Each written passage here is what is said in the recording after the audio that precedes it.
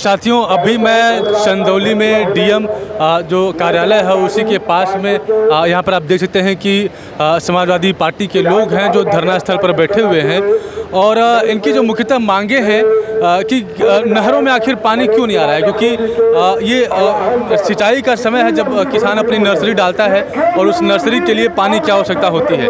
और आज लगभग 20 जून हो गया है और उसके बावजूद भी नहर में पानी नहीं है। समाजवादी पार्टी के द्वारा लगातार ये आरोप लगाया जा रहा है कि जो गड़ई नदी की सफाई की बात चल रही है और ये कहा जा रहा है कि सफाई कार्य के लिए पानी को नहीं छोड़ा जा रहा है, तो इनका सीधा सीधा आरोप है कि गेहूं अप्रैल के महीने में कट गया और गेहूं कटे करीब 2 से 3 महीना हो गया और उसके बावजूद भी गड़ई नदी साफ क्यों नहीं की गई।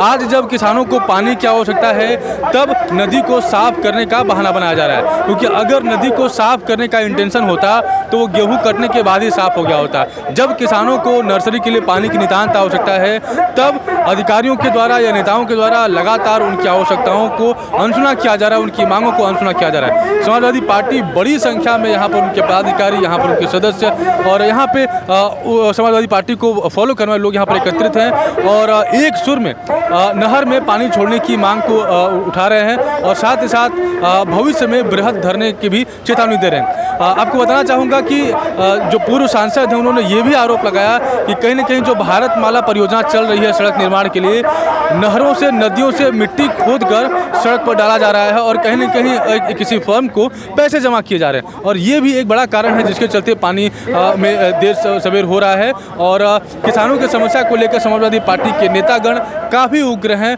और पुरजोर तरीके से अपनी मांग रख रहे हैं और साथ साथ ये बात कह रहे हैं कि ये सरकार लगातार आम आदमी की और किसानों की मांगों को, हितों को अनदेखा कर रही है, अनसुना कर रही है। आइए हम पूर्व सांसद रामकिशन यादव जी को सुनते हैं कि क्या कुछ वो इस पूरे प्रकरण के बारे में कहना चाहते हैं। देखिए, आज सवाल है, ये सरकार गूंगी और बहरी है। इस सरकार के कान में जूं नहीं रेंग रहा, इसलिए उसको चेताने के लिए जनता को सड़क पर आना चाहिए। आज उसका प्रतीक है कि हम शांतिपूर्ण ढंग से धरने में बैठे हैं।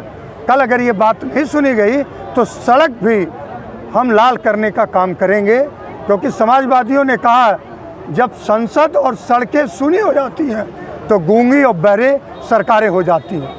आपने गड़ई नदी का मुद्दा उठाया था और आजकल भाजपा के लोग भी लगातार उसको लेकर चल रहे हैं, क्या लग रहा है? देखिए, भाजपा की सरकार है, इसे तो बहुत पहले काम करना चाहिए, स्वीकृति कराना चाहिए। आज तक गड़ई नदी खुदाई की स्वीकृति नहीं हुई।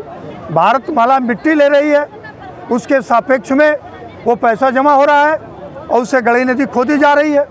मेरी बात तो माननीय सिंचाई मंत्री से बात हुई थी, उन्होंने कहा 350 करोड़ की परियोजना बनाई गई है, जो तटबंध ऊंचा करे जाएंगे, नालों को ठीक कराए जाएंगे और जगह जगह किसानों की सुरक्षा के लिए उनके खेतों में पानी बढ़े न, तटबंध इतने ऊंचे होंगे कि एक बूंद पानी भी बाढ़ का उनके खेतों तक नहीं जाएगा। और आज टाटा फिश हो गया, किसी तरह से खुदाई हो रही है। जिला प्रशासन की लापरवाही कहाँ मानते हैं? जिला प्रशासन की लापरवाही पूरी तरह से विभागीय लापरवाही है। बाढ़ कब आई थी? अगस्त और सितंबर में, और आज इतने दिन हो गया, कहाँ सोए थे? गेहूं की फसल कट गई, 20 जून आज हो गया 19 जून।